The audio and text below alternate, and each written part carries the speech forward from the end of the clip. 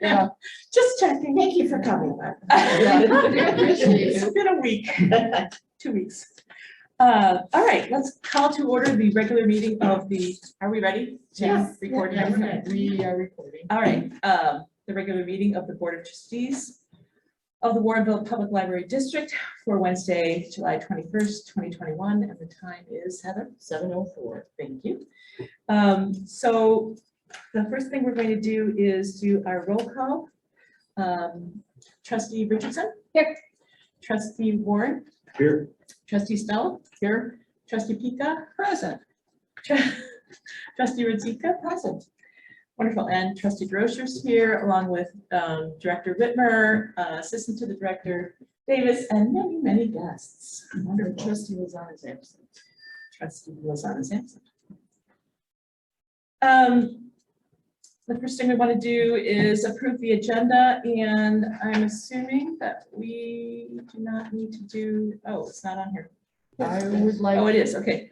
We can remove 19 and 20, full Remove session, 19 and 20? and then Heather has a request to add. I would like to add an item to number 18, to discuss if the governor does put back in place an emergency order regarding the COVID-19 pandemic. For further discussion? Yes. I think that's wise. Because of Delta strain. And Lambda. Gamma.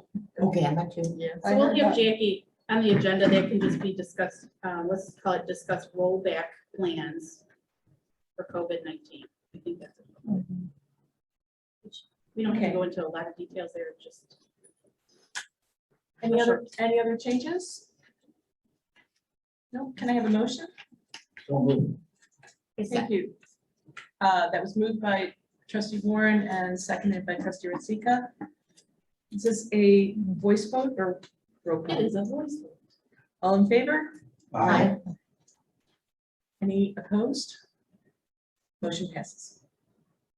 All right, so we have our agenda in place, and now we have some presentations, which is fantastic. So we have a, do we have a new copy of the resolution yet? It's on page 4. Oh, I just signed it. Excellent. So the DuPage Monarch Project approached us a while back, and we are happy to support them in this resolution of their work. And I just wanted to give an opportunity to anybody from the DuPage Monarch Project to say a few words.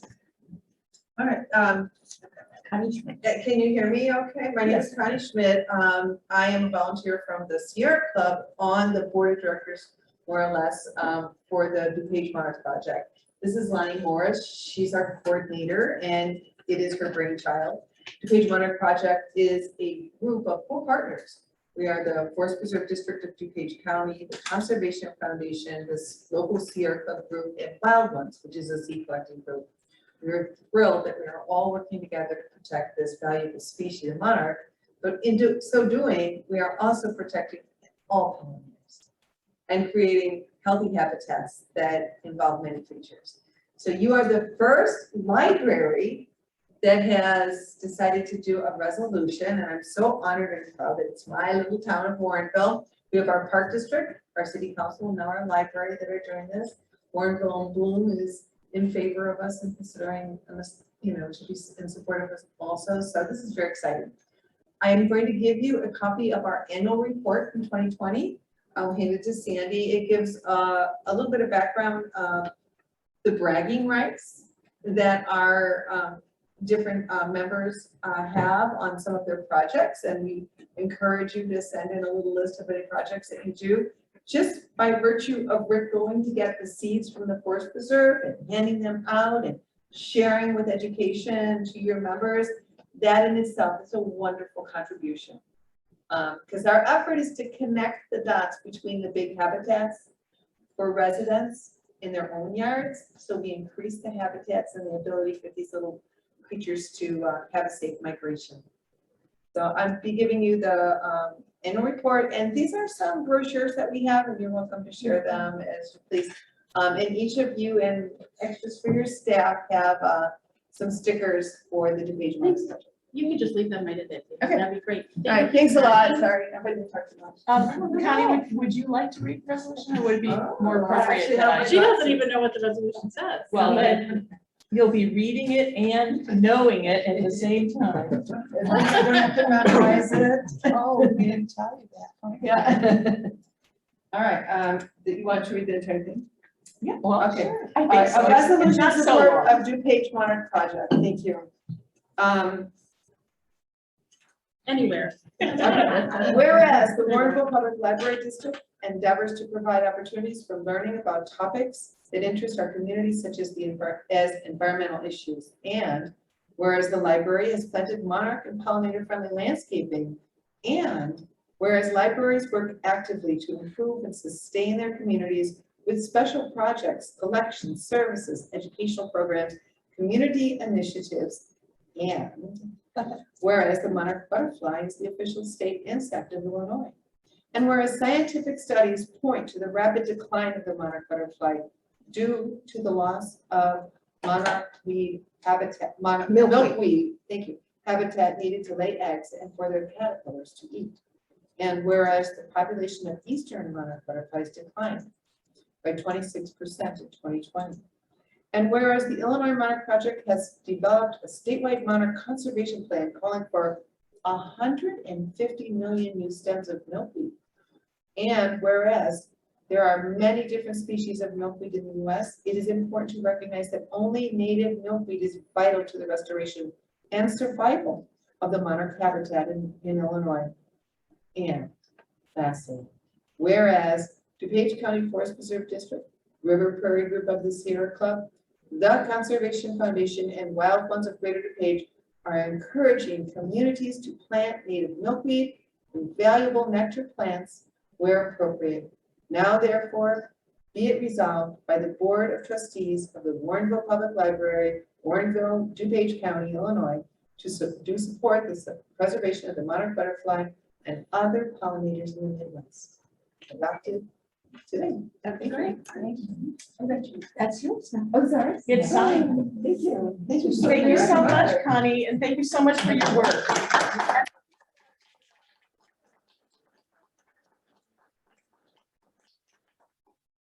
It was a wonderful process to go through with this board to realize all of that, and so we are in appreciation of all the work that you've been doing. So, yes, ma'am. If I could add just a minor postscript, listening to this resolution, I had a special appreciation for it. I've seen many resolutions passed by park districts and municipalities. The language in this one pretty much came from somebody who researched the issue on their own and crafted beautiful language to express your commitment. And Thank you. if other libraries are interested in passing a resolution, I will surely share this as a model that they can follow. Well, it was really important to us as a board and as the staff as well to reflect our values in the resolution, our values of bringing up items of interest to the community. And this, in fact, is one. So that is something that the board values to do that. So thank you so much again for all In of order your to work. make this official, I think we should make a motion to adopt this resolution. Well, thank you, Rick. What an For- idea. Do I hear a second? Second.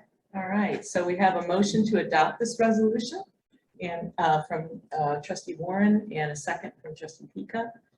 And I think we can do a voice vote. All in favor? Aye. Any opposed? Motion carries. So, wonderful, thank you. And Yep, so tomorrow, the pollinator seeds and brochures that Rick was kind enough to get for us, those will go out into a public area, along with a display of books on monarch butterflies. And I did bring this because I thought this was quite interesting. Julie Jezernick, one of our youth services librarians, who runs a video, yeah, this is so tangled, I won't be able to do it, who does a STEAM program, recorded program each week that the kids can pick up a packet to make something. this week, her STEAM program happens to be a butterfly feeder. So she uses a recipe to make sure there's, 5 to 9 parts really a diluted sugar solution that they could put in here.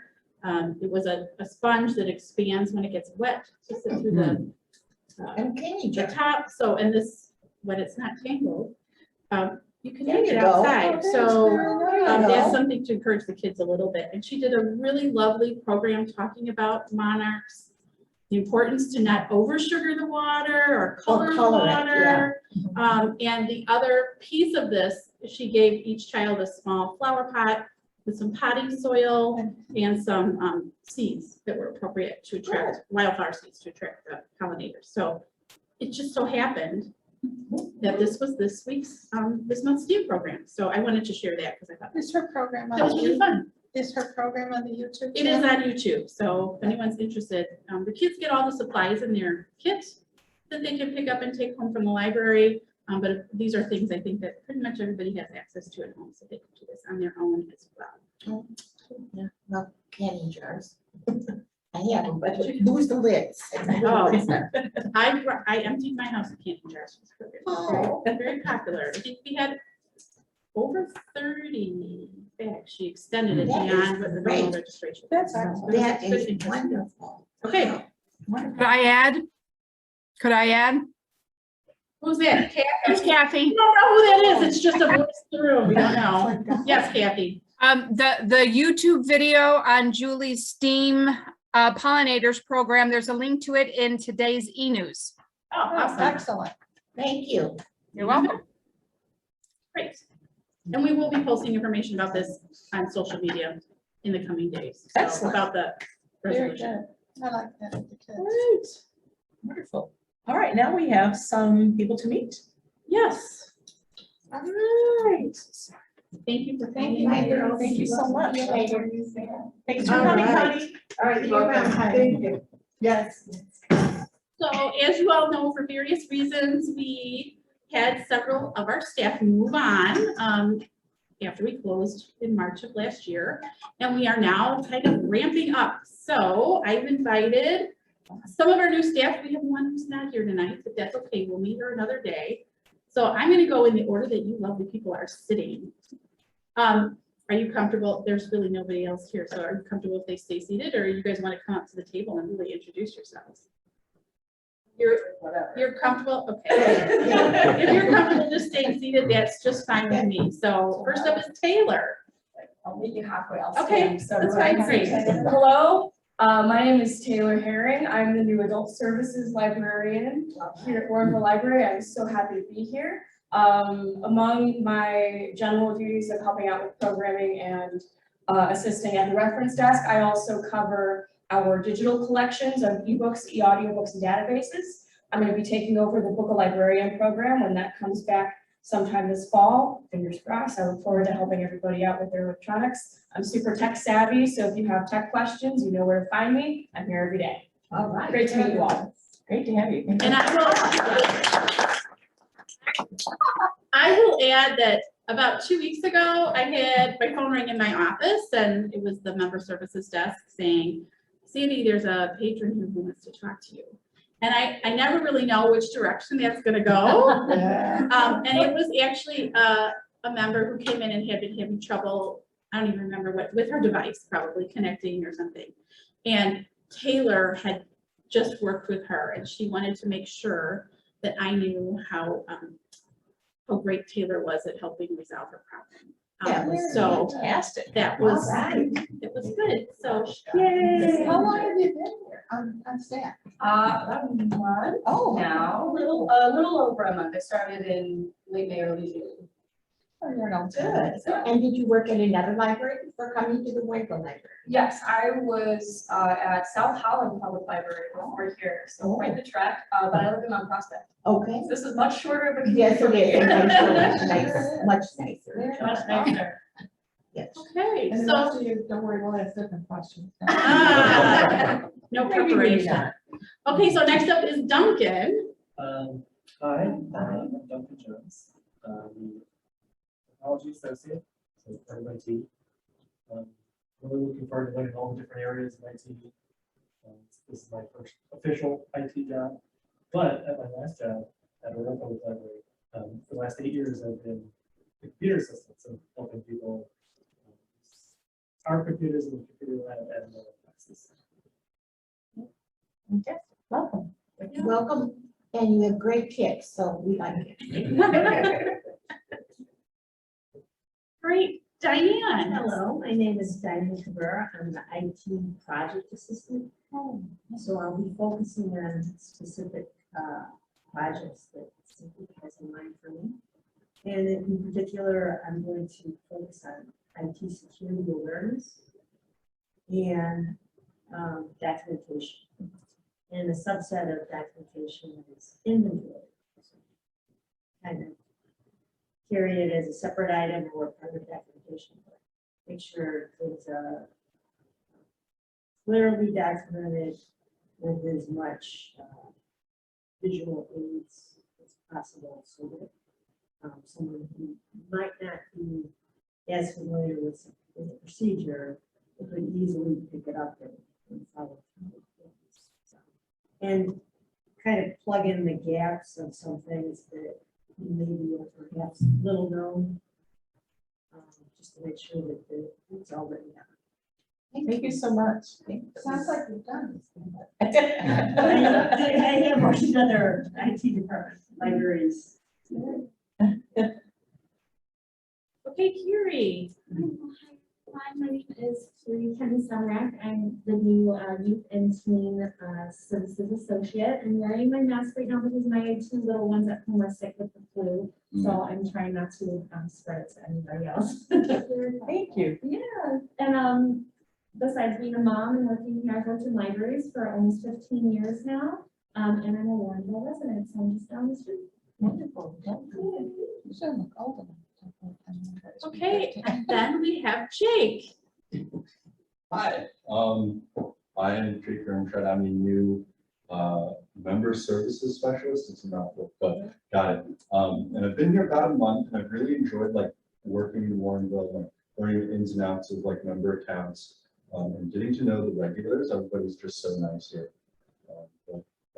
Have you done this before in libraries? So I've never done this job. I worked briefly at the St. Charles Library as a shelter. So you work with Patty. Yeah. Oh, Yeah, Patty was my last boss. well, that was nice. She was great here. Yeah, she's awesome. So one of the things that I think JV and I can't speak for Jamie. One of the things that I was really impressed by about Jake during his interview was his prior work experience and the knowledge of customer service. I mean, the high level of customer service he provided to people in that job. You want to say what that particular work Yeah, was? so before I worked in libraries, which was very new, I worked for a long time with Congresswoman Warren Underwood on her campaigns and in her official office. So, Wow, great resource. Yeah. So Jake was often the person answering the calls when constituents would yes. call up with a compliment or more often Yes. More, No, more a often. challenge, right? So if you know your recent political history, I was working in the U.S. House from January 2019 to June 2020. So a very dramatic year and a half. Yeah, very good. Wow. Certifications. Wow. But you have good connections too. Yeah, so he has really great, I think, really great skills in how to handle people who maybe aren't so happy. Do a great job for us in that area. So Maybe you far, can train us, yeah. right? Right? So far, so good, right? Okay. People are just up to date on politics. Yes, I haven't had to use that infinite patience too much yet, but Okay. Thank you, and All right. welcome. Thank you. Thank you all. So you are welcome to stay or go. There's no judgment. There we go. Welcome, all of you. They leave. We get a summary of the board meeting each week, each I'm month, looking so. forward to this. Good luck with your kiddos. Full Welcome to staff. stay. All right. So we're absolutely happy to have all of these folks on board. They're really great additions to the staff. It's great to have a full. It isn't. We've got a couple more. We have a couple more to go, but we're getting there. Okay, very wonderful. Yeah. All right, we have, of course, no public comments. Do you have anything else? You're public now. Did We I lost say our I had public. to read it? You did. Well, All right. Then we do have some correspondence, don't we? From the Secretary of State. On page 5, we did receive a letter from the Secretary of State that we will be awarded nearly $20,000 for our 2021 per capita grant.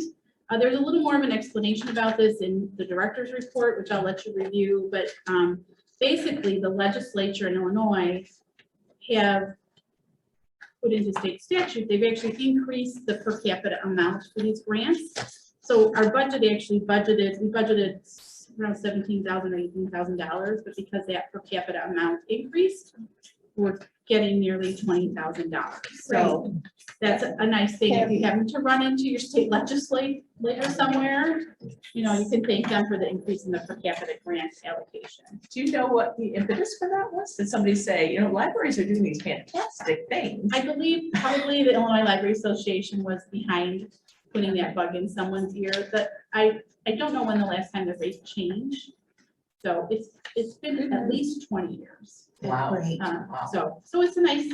It was a surprise, holiday. a surprise for me. Or you knew it was coming. They had adopted it Uh, like tentatively, but now they've actually written it Oh, into this is the great. Yeah. the statutes. So it's a permanent change. Now, the budget can fluctuate from year to year, and we may not always get it. And it may be delayed. We probably won't get this money until sometime in 2022, but Is this But it over will what never we turn expected to get? yes, it is over what we expected. That is great. It's over what we budgeted. So it's a nice letter to share. Yes, yes. Okay, let's move on to the consent agenda. And I am wondering if the secretary would like to read that. Okay. Item number A, approve minutes of the June 16th, 2021 regular board meeting. Item B, receive and file financial report for June. Item C, adopt ordinance number 21-22-01, tentative budget and appropriation ordinance for fiscal year 2021-2022, and approve notice of public hearing on budget and appropriation ordinance.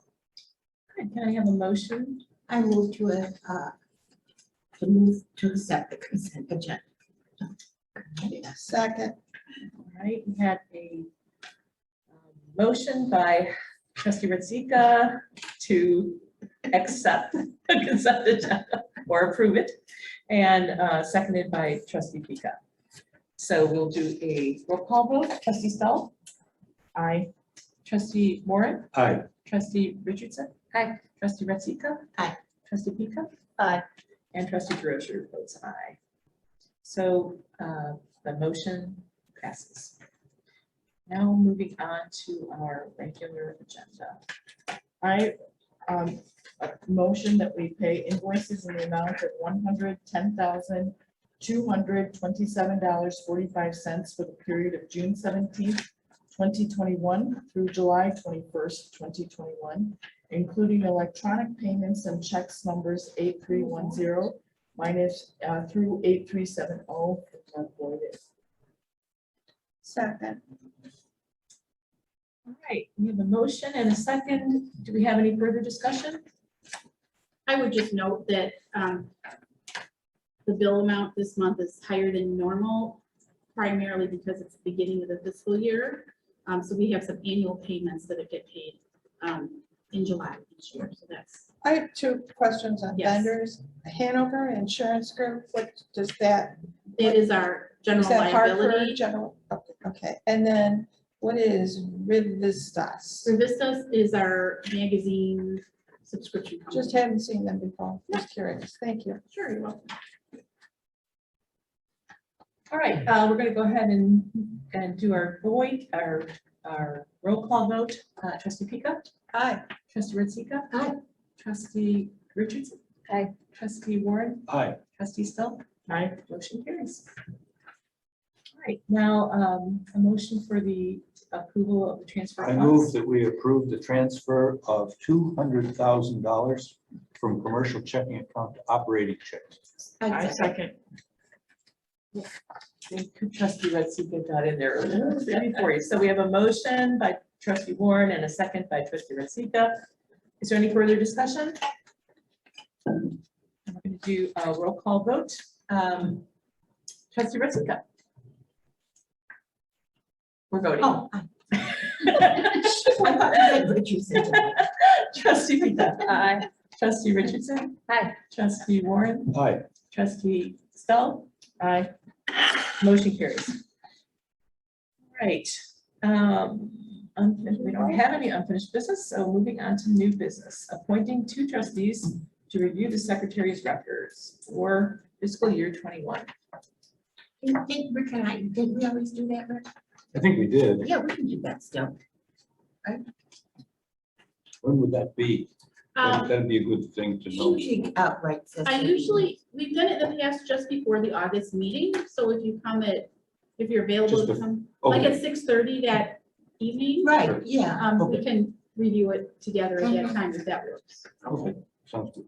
I move that we appoint trustee Warren and trustee Matsika to review the secretary's records for fiscal year 21. I second. Wonderful. All in favor? Oh, excuse me, further discussion? Okay, all in favor? Aye. Motion carries. Oh, sorry, he's forgetting about. Any opposed? Are any opposed? No, okay, motion carries. Next is the item to close Illinois funds account. I move that we authorize library staff to close the Illinois funds account and transfer proceeds to the Fifth Third Bank checking account. Second.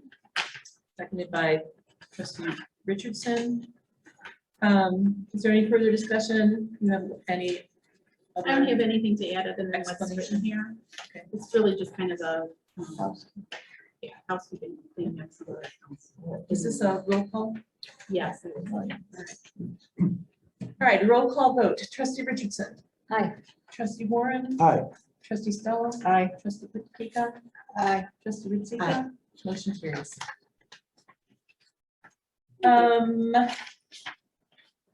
Continuation of live streaming and recording of board meetings.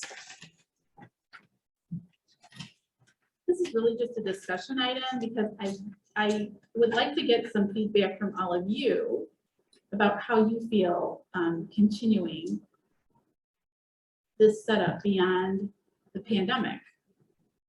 If you feel it's a worthwhile way to stay transparent so the community can watch our meetings, whether they're live or recorded and posted on YouTube, or if you have any thoughts as to perhaps we should discontinue that.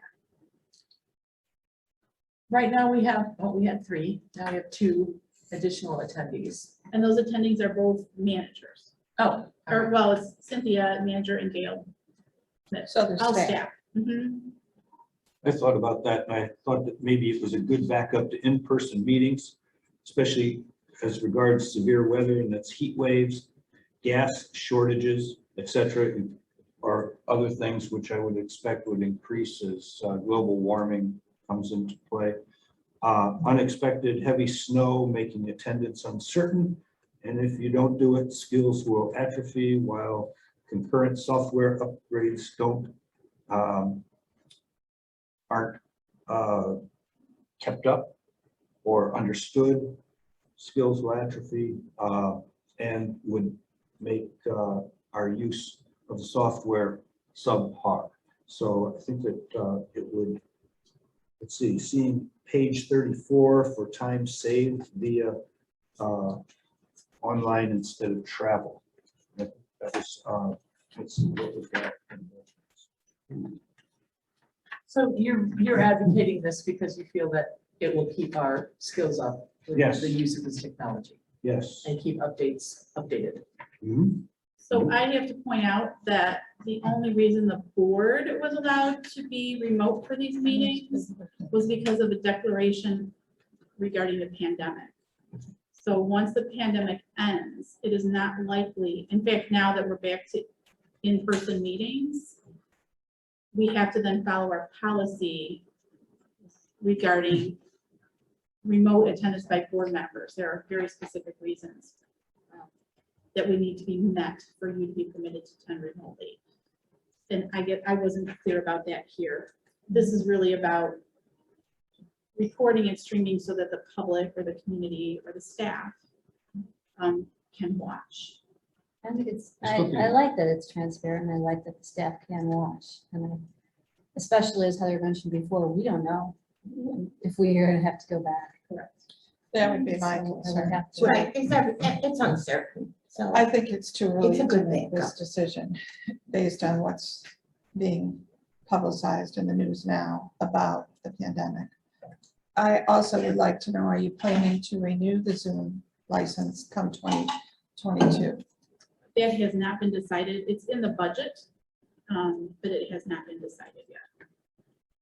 I was just gonna say, I think it's good for transparency because again, I've seen something in the news or again, over the years, different library boards that have had issues. I think just in general, if anybody wants to know, it's available. And I just feel that, I know currently there's at least one library board that's having issues and this way allows people to see if they have questions, what the library board is doing. I would have to agree that I think that it's really good moving forward in more transparency. This is good because of the last year and a half in the pandemic. This has become the new normal. And many people have become much more familiar and comfortable with it. Now, not everybody is. And I understand why we need to meet in person. But I think allowing this to be available for staff and public is a good thing. Is there a good reason not to do it? Is my question. I don't think that there is. I think it's a little bit of time consuming, not so much the meeting. I mean, we have to do a little bit of setup on the back end as far as the recordings go. I would pass that off to someone else very likely. But I'm in agreement, I think, with what all of you have said, as much as it is a little bit time consuming for staff to do. I think that the value of the transparency and the availability to staff to watch it, I think that far outweighs any, friction or extra work.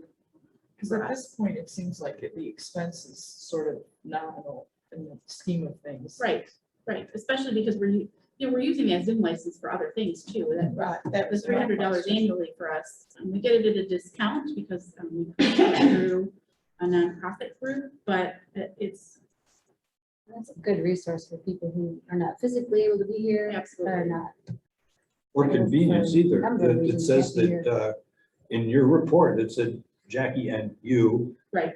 worked with the auditors, to complete preliminary field work. This work was completed virtually. The auditors did not come to the library. Jackie scanned and We do uploaded the not. documentation. That is not good. I'm just saying, I we was are gonna say. we are asking for that to change. That's, To some extent, that is, I mean, this is off the topic of what we're really discussing here. That is. Our fee should be lower. Our fee, yes, I was gonna say. you did all the Most work. of the work falls then to Jackie and I, Oh, my. where normally when they're here, they come and ask us for files, we give them a file folder, they take it back to their workstation, they scan it, document it. Now, they email us and ask for all the documents. We have to pull everything, scan it, upload it to them, and then they take care of it. So That's it's, a lot more time consuming it is. than Yeah. you think it is. So we I will mean, be it really asking is. to have them back in the office. I think Jackie plans to have them back here. Well, we In do September. in We September. just October, renewed whenever. the contract and Yes. it was more expensive. Their fees I went was up. surprised. Yeah. They kept the fees the same this year for us, but I was surprised that they were not here And we just didn't push it, but we'll push it to the public. Okay. Yeah. All right, back to this, So I think I have a sense that we'll just continue this until Yeah. there's a time where we say, maybe we decide it's not. I mean, we haven't had a great deal of public interest in our meetings in the Correct, past. Maybe this will increase their interest. You never I know. think just the public knowing that it is something that's available is important. Okay, that's good. I just needed your input on that, so thank you. All right, moving on to the director's report on page 33. All this information on the insurance was really interesting. I thought I would share that with you, So so. this was work by our broker. This wasn't actually stuff that you were. The broker does this work. Did this, okay, that's good. Yes, This is a lot of work. yes. I'm And glad that's why we have a I'm broker. glad he's earning his money. I'm sure that he is. So that information is there for you. There's a little bit about the things we've done that were impacted by the pandemic. So we did open up the quiet room, the teen lounge, and the discovery room. 3 study rooms and adult services are back. We've moved most of our furniture out onto the floor. There's still a few things that aren't quite back to normal, but getting there. And we plan some other things will be coming back online pending the situation, but the plan is to bring some other things back online in September. And I think I've already said last month maybe that we'll be back to our pre-pandemic hours immediately following Labor Day. Plan. Can I ask Right. about the insurance, the increase in the executive risk? What explains that? I think that's just the market. And then, but the market is gonna be influenced by what? By claims, employment liability claims. So if there are more, say, I don't know, harassment, wrongful termination, that sort of thing. Okay. So it's not necessarily us. We haven't had any of those claims. But just the market But it's overall. happening more And he really felt that our renewal was quite good compared to some other companies that he's dealing with. That the library director does over 500,000 in the last year. I think so. See the potential of possibility. Wow. Okay. So the good thing is we've locked in, it's a 2-year term. So that is, we're paying $4,500 a year basically. So we've locked in that rate at least, so we can avoid the inflation in the next year. What crimes are we expected to aspire to that Please. increases our crime limit to by 125,000 bucks? So Well, that is. What Heather just mentioned. Yes, by state statute, we are required to have a certain percentage of our annual income covered by this policy. So the state laws for library districts says that we can either bond our treasurer or, and it would bond also me and Jackie because we're really handling the funds, or we can take out an insurance policy. But if we take out an insurance policy, it has to be, I don't remember exactly what the amount is, but a certain percentage of the income that was received by the library in the last fiscal year. And our income has gone up pretty considerably over the last 3 years or so. It might even be an average of 3 years, but so it was safe. I felt it was safe to increase that. What's the cost for Coverage. the bonding process? Yeah, I don't know. Because they're dual signed, right? So it's not like there's any single signature. Right, and I don't have the insurance Okay, proposal here with me, and I don't even know that they've broken that out of our, that coverage is part of our commercial package. That I don't know it seemed pretty, what it was. I don't know, I should say outrageous, a 20% increase over a prior term. But that's for executive risk. So Yeah. that It is, isn't the, that is if the board made a decision that didn't go over well and there was some liability involved.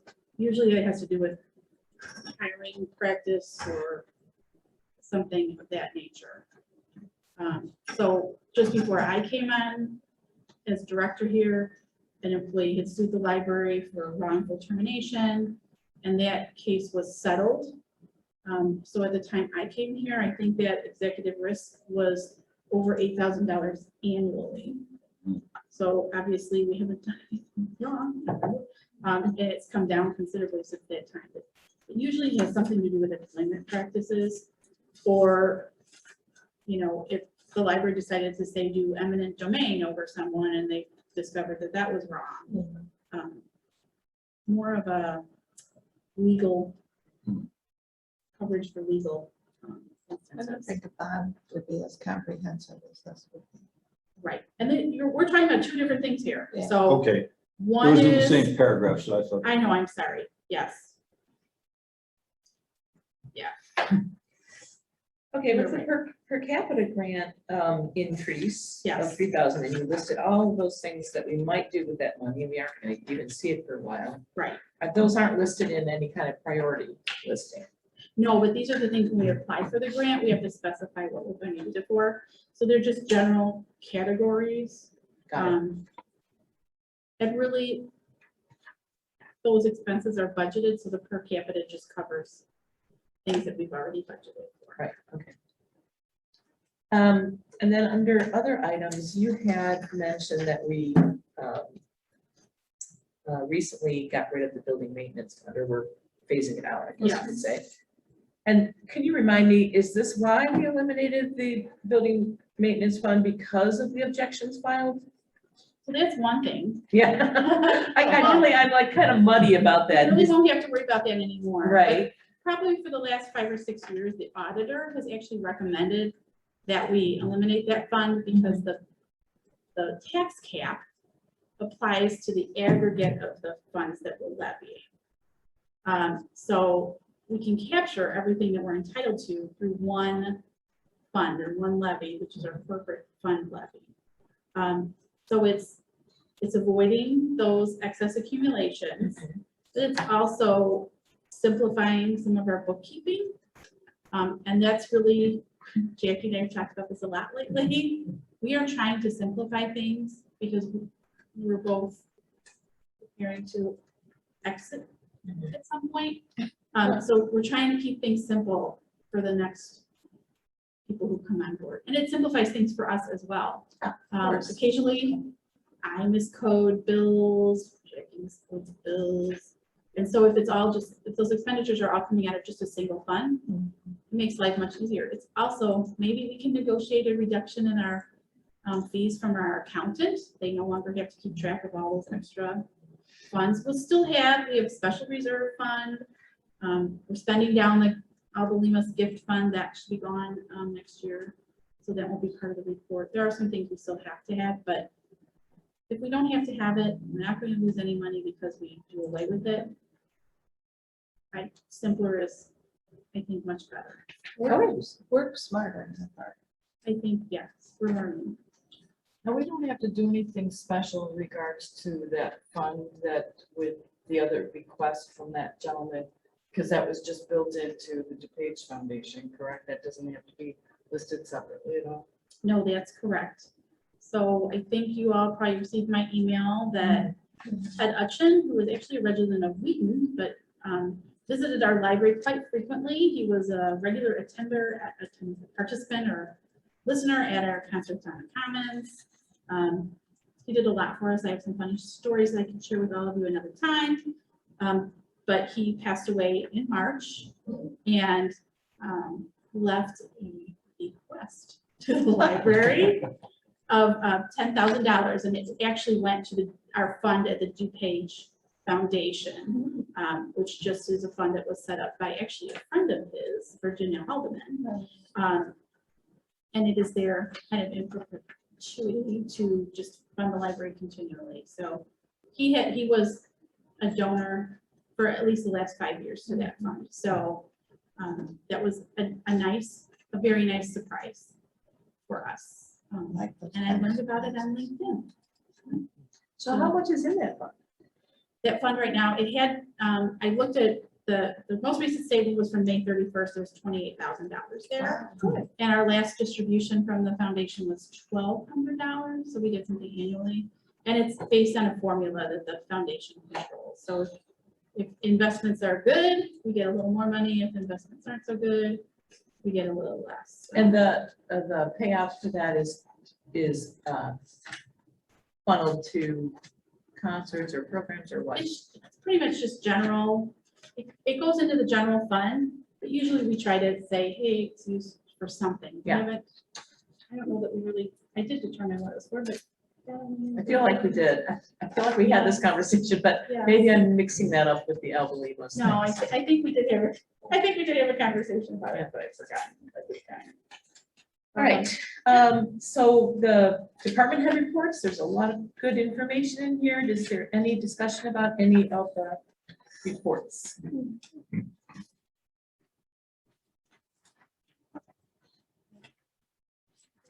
Can I add one thing to my report, just quickly, short? We had a challenging situation with a member last week, this week, and I made the decision based on some things that happened to ban the individual for 1 month. So I had a conversation with him today. He's not happy with my decision, and I told him his next option would be to appeal that decision to the Board of Trustees. So you may be hearing that. I just want you to know that that's a possibility. Can we ask what happened or the details? I wouldn't discuss it in a, Yeah. public space. Okay. I can talk to a couple of you at a time after the meeting. Okay. Well, and we, if it does come, that would be in closed session, no? Yes, it would be I think a security matter. Yes. Okay. Righty. Treasurer's report. Treasurer's report, I'll tell you. Sandy was on, Sandy was her, which one is it? So the city of Warrenville is holding just over $100,000 in developer donations for us. And we have budgeted $100,000 of that amount to be used for the principal and interest payment that will be due in December. So that's right on target. And then as of July 9th, which was the last date that property tax income was received from the county, we've received just over 52% of our expected annual property tax income. So that seems to be moving in the right direction. Good. Wonderful. All right, Secretary's report, do you have anything for us? Everything looks great. Jack and Sandy look good again. Good, good. Any other, I don't think we had any committee No meetings. committee. So any trustee comments?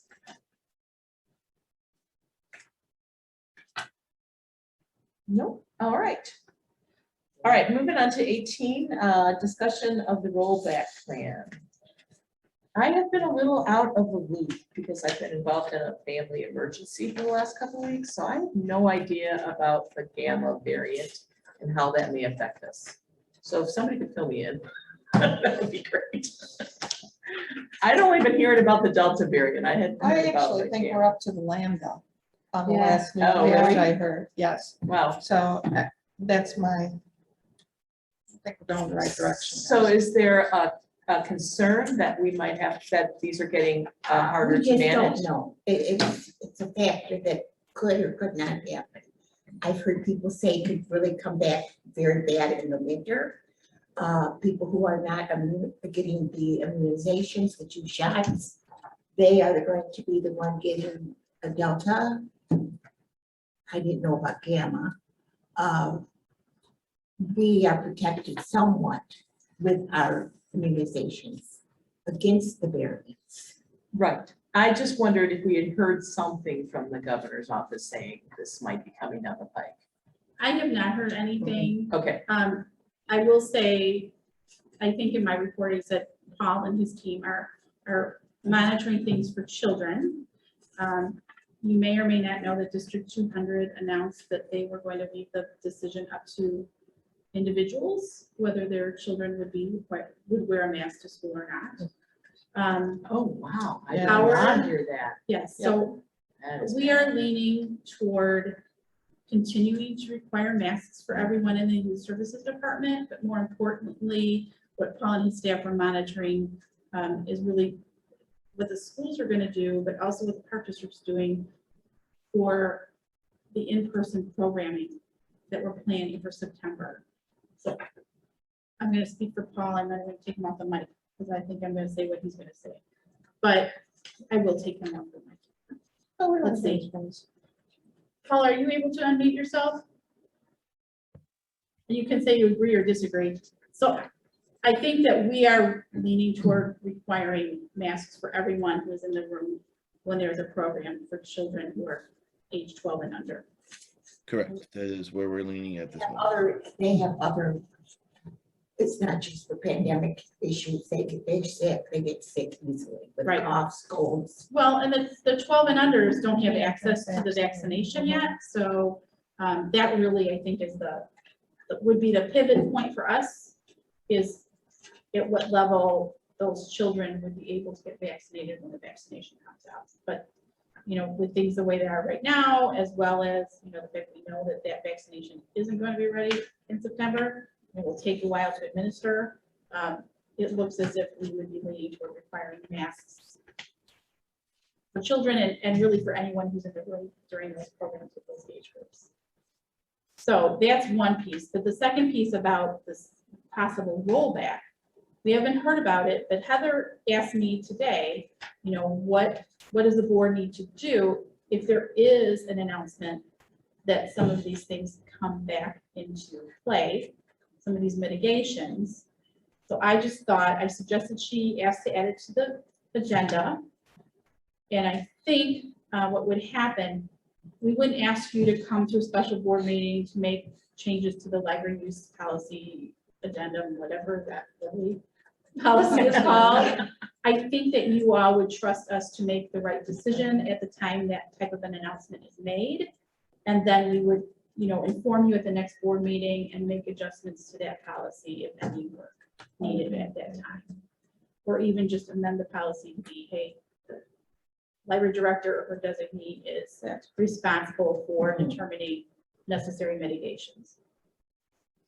I think that makes sense. I think that makes Do we need great to make the sense. motion to that? No, Okay, I think as long as we're in a, I mean, it seems that that's an okay thing with everybody. so anyone not in agreement with that?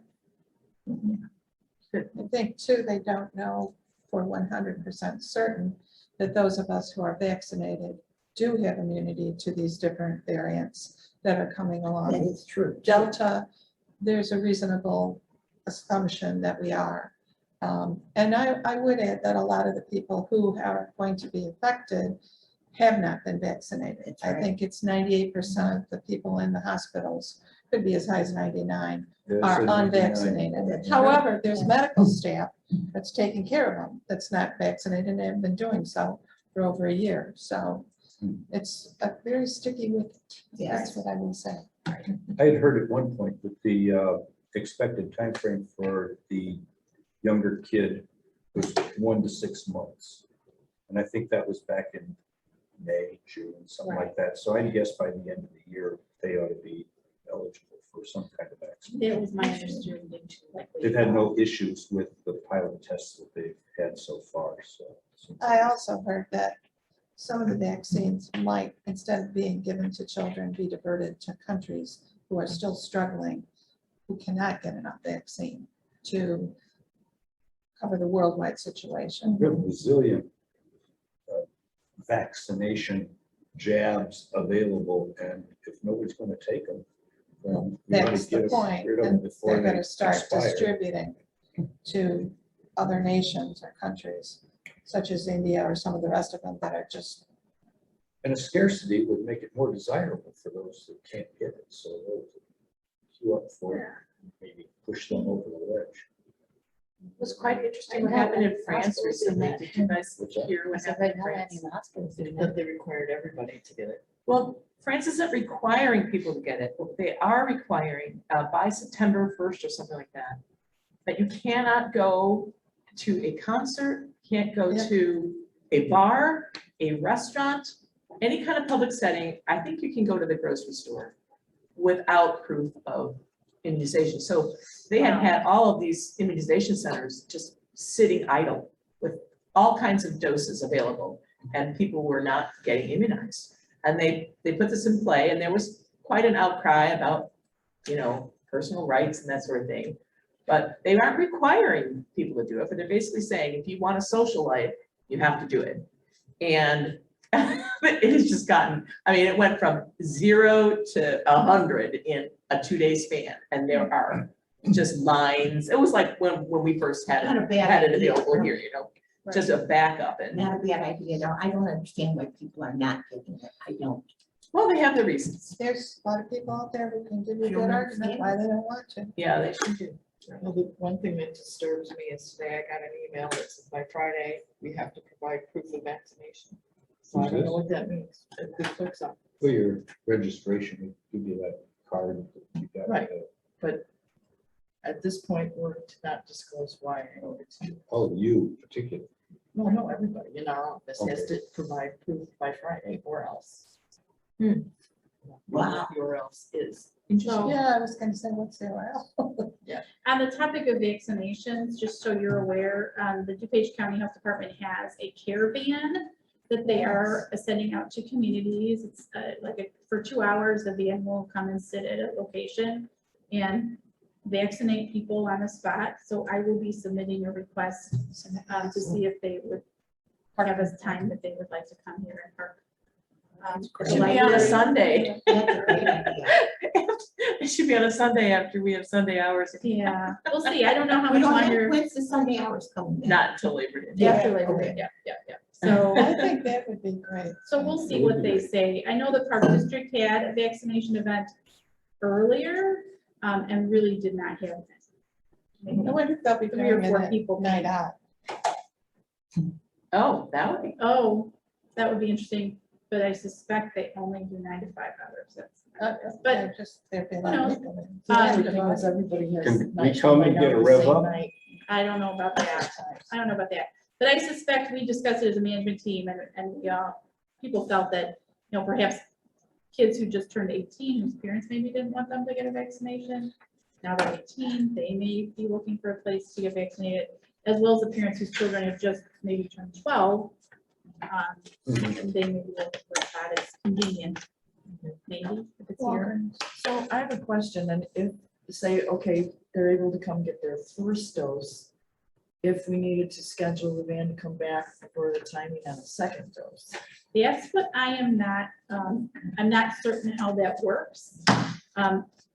The publicity for it said the van was available through July, which makes me wonder if all of their July appointments, Go to August. they're gonna make their second stops in August. So, but I'll reach out to them and see what the story is. We'll figure it out. And it sounds like it was either the Pfizer or the Johnson. Yeah, they have both of them available, yeah. So maybe the people would Oh, get yeah, the a one bunch of shot. stuff is. Right, so that's, possibly coming, I just want to be aware, if you have to drive by and see that van out there, that's what's happening.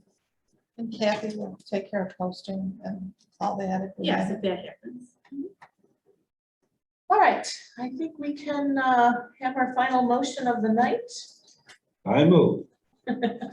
We close shop and head out. Can we say it that way? Do I have a second?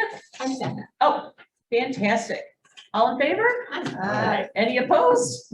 Motion carries. We are Excellent. adjourned At 8:03 PM.